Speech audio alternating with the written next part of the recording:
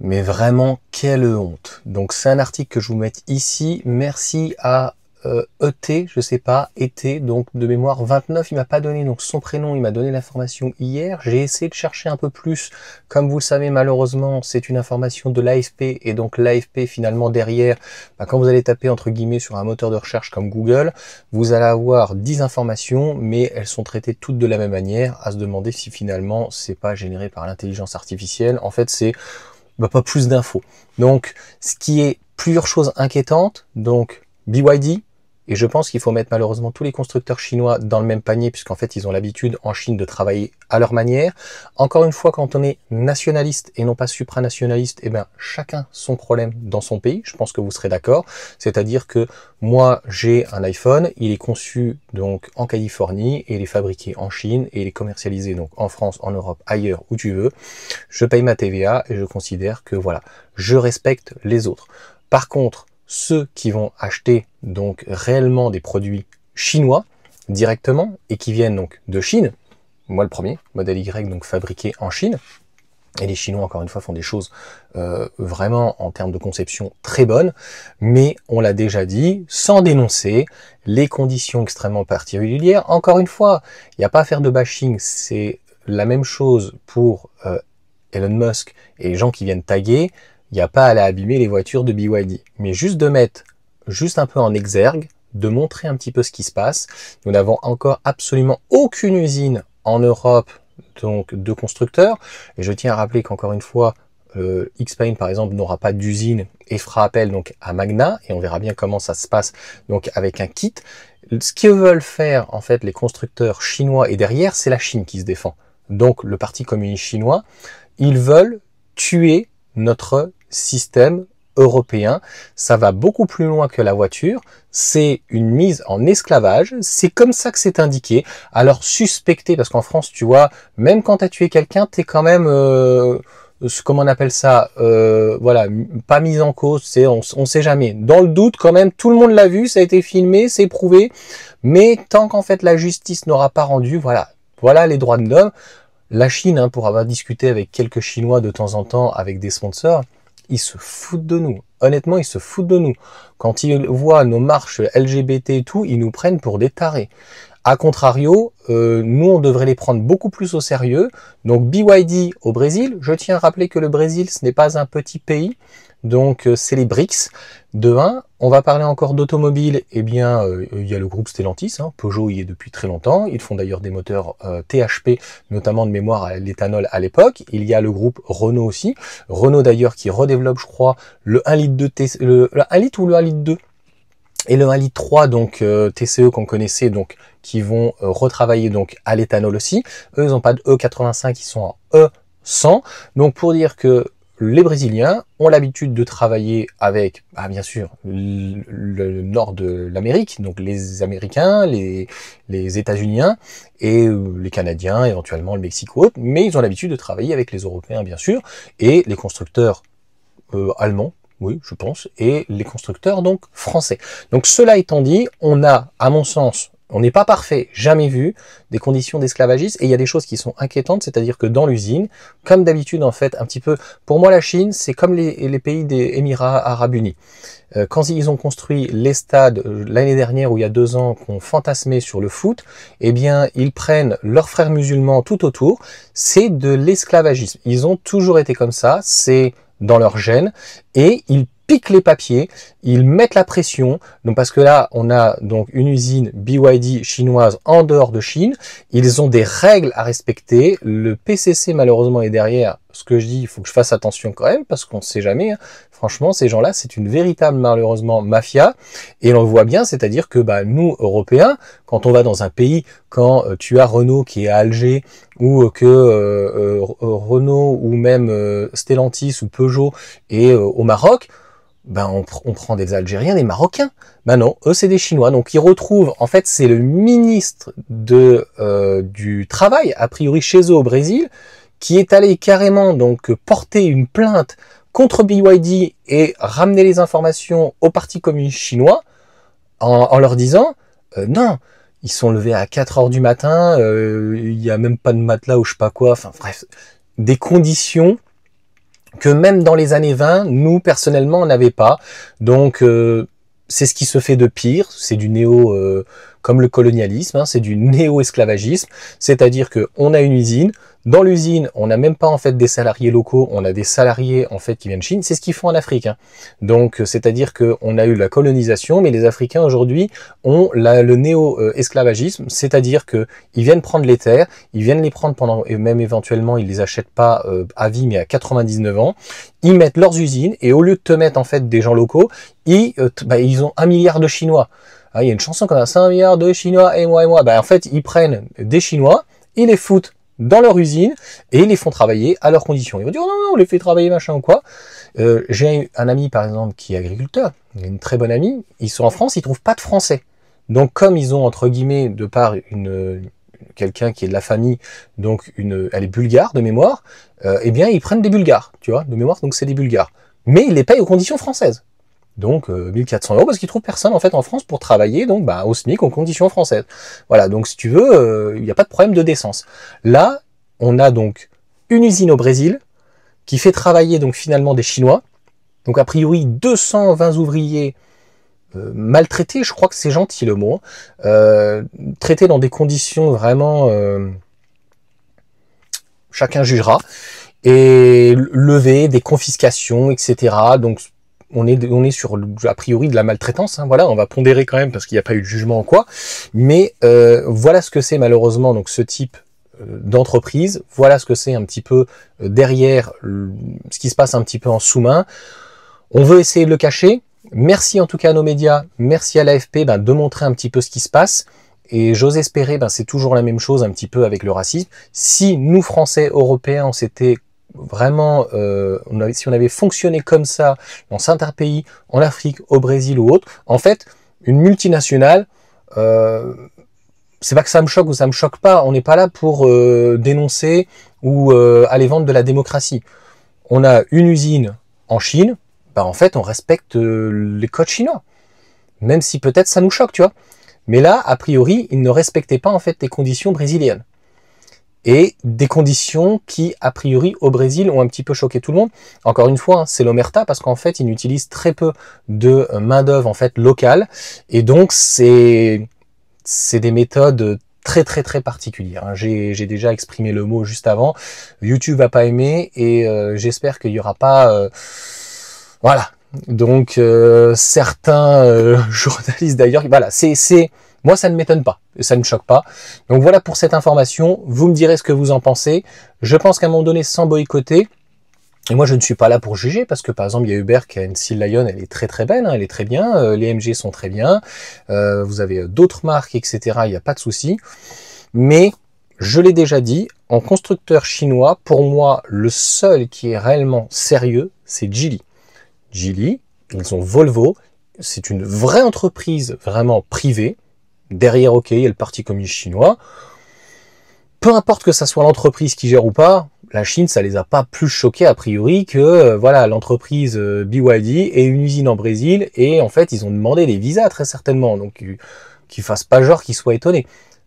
Geely, ils ont une usine Volvo notamment, donc Geely a une usine au Brésil, en Belgique. Et donc, il n'y a jamais eu ce problème-là. Tu imagines, Geely racheter Volvo, et donc dans l'usine, ils virent tous les salariés et ils mettent des Chinois. C'est comme ça qu'ils s'appellent, hein, tu vois, des personnes chinoises. Et aux conditions chinoises. Et avec donc un écosystème et tout. Je ne sais pas. Dites-moi ce que vous en pensez. Est-ce que c'est logique? Moi, je suis plutôt nationaliste et je considère que, voilà, on n'a pas à se mêler de ce genre de choses. Pour autant, il n'y a pas que la Chine. Je l'ai dit, par exemple, on l'a déjà vu donc avec les stades de foot et tout ce qui se construit dans les Émirats Arabes Unis ou autres. Ils n'ont pas assez de main-d'œuvre et eux, de toute façon, ils ne veulent pas se salir les mains. Ils utilisent tous leurs frères musulmans autour de d'autres pays, etc. Et ils ont une manière pareille, confiscatoire, et même quand vous êtes musulman ou autre, ils ne vous considèrent pas de la même manière que les Qataris ou autres. J'ai eu des amis, des connaissances qui ont travaillé là-haut. Eux peuvent rouler avec des supercars à 200 km/h, ils seront jamais embêtés. Vous vous faites un écart, voilà. C'est ça la justice. Et on ose nous parler et en fait nous dire, ouais, les voitures électriques chinoises, c'est magnifique. Oui, va falloir faire attention un petit peu à ce qu'on achète et sans faire du patriotisme quand même, défendre un petit peu, non pas la liberté hein, ou la démocratie, mais défendre un petit peu nos acquis sociaux peut-être, tu vois. Donc moi je suis très content en tout cas que Tesla, le modèle Y, soit fait à Berlin. Donc ça ne me dérangerait pas donc de racheter un modèle Y, il est fait, donc il est fabriqué en Europe avec des Berlinois, hein, ou des gens en tout cas allemands, donc aux conditions européenne. Et ma seconde voiture, donc pour le moment c'est une Mégane. J'aimerais bien, je suis en train de regarder, on verra bien si en 4 motrices ils font la 390 ou ça sera peut-être une Model 3, mais bon, elle vient encore une fois de Chine, donc bon, avec les conditions chinoises, même si c'est les conditions de Tesla, ça reste les conditions chinoises, et moi ça me choque leur manière en fait de faire, mais ça ne m'étonne pas, encore une fois, il y a beaucoup de parties dans le monde. Il n'y a pas que la Chine, hein, en Asie, en Chine, le Japon, il n'y a aucun problème. Toyota a une usine en France à Valenciennes, il n'y a jamais eu aucun problème. Honda, Mitsubishi, avec Renault, etc. Donc il n'y a absolument aucun problème. Donc toute l'Asie. La Russie, c'est aussi un peu particulier, hein, donc clairement, Renault, Lada, etc. Mais c'est pas à ce point. Et puis toute la partie arabe, vraiment, donc Arabie Saoudite, etc. machin. C'est pas du tout les mêmes conditions de travailler que en Algérie, en Tunisie, au Maroc. Hein. Donc même si entre guillemets ils partagent une même langue, c'est voilà, c'est très très très confiscatoire, très très très goulag et très très communautaire et en enclos et un peu ils gardent un secret, tu vois.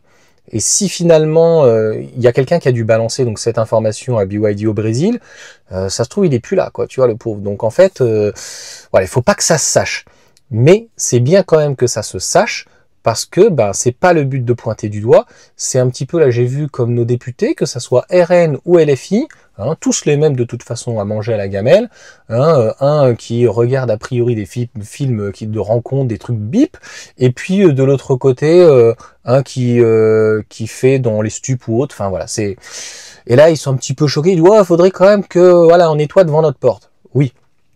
Je pense qu'on doit nettoyer devant notre porte et vous apprendrez que j'ai eu beaucoup de mal à comprendre comment la Hongrie, de mémoire, je confonds toujours avec l'Autriche et la Hongrie. Je crois que c'est en Hongrie où BYD doit s'installer, mais c'est ce que je me posais comme question. L'usine va s'installer donc en Europe, en Hongrie, en Autriche ou peu importe, dans un pays déjà qui est passé à l'extrême droite. Donc, est-ce qu'ils vont faire travailler des gens locaux ? J'en doute. Ou est-ce qu'en fait ils vont être en vase clos en fait, tu vois, et ils sont même capables d'aller de faire un pont et avec des avions en fait, d'avoir leur propre piste ou peu importe et de ramener même la nourriture jusqu'à là, tu vois. Et en fait, les ouvriers ne sortent jamais en fait. Les ouvriers sont comme une sorte de prison, tu vois. Un peu nos années 20 où on avait l'usine et on avait les logements à côté, et la personne pouvait quand même sortir. Et là, je suis pas sûr. Parce que s'ils laissent sortir, il y a des gens obligatoirement qui vont sympathiser avec des locaux, très certainement quand même, et qui risquent de balancer quelque chose. Donc, et pour le Parti communiste chinois, je pense que c'est pas très très bon en termes d'image de comprendre que les conditions qu'ils ont sont des conditions néo-esclavagisme. Il n'y a pas d'autre mot. C'est vraiment de l'esclavagisme moderne, c'est ce qu'ils ont mis. Donc en fait, faut voir quelles sont les conditions. Voilà, donc je dis pas que nos conditions de travail sont parfaites, des fois elles sont dures, mais lever à 4 heures du matin, travailler comme un damné toute la journée et finalement ne pas certainement pouvoir sortir, ne pas pouvoir aller au bar, ne pas pouvoir aller au supermarché. Donc je suppose qu'en fait ils sont en vase clos, il y a une cantine, ils dorment sur place, ils mangent sur place.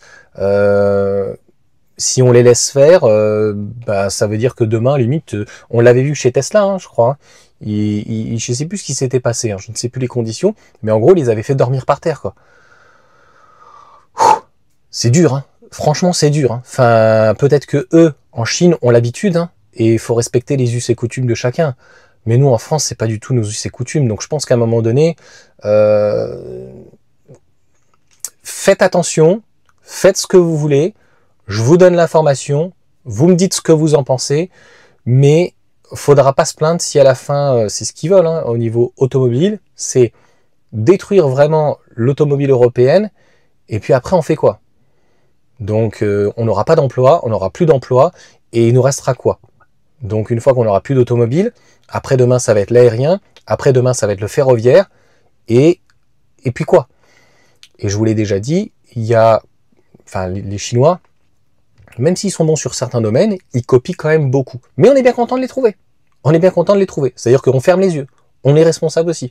On ferme les yeux, on dit bah voilà, on va dans une usine, le mec dit ouais, tout est bon, tout est bon, tout est bon, tout est bon, tout est bon et tout, ouais, tout est bon. Et puis c'est fait dans des conditions, voilà.